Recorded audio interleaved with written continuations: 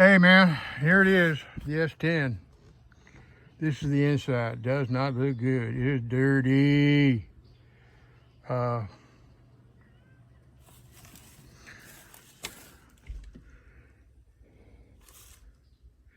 doesn't look bad at all. It's just this front part down here, man. Yeah, you can see where some of the dash is even peeled up because of the heat. 96 S10, Vortex 6, 4x4. I bought a new. This is my baby. It was. You want that cat? You can have him. I'll pay you to take him.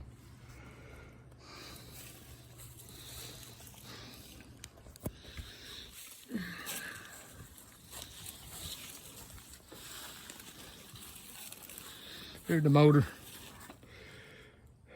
It's got, like I said, it's got less than 100,000. It's got 96,000 miles. What it's got.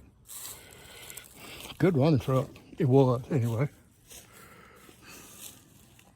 Texas plate still. No dents. Anyway, man, this is what I got going on.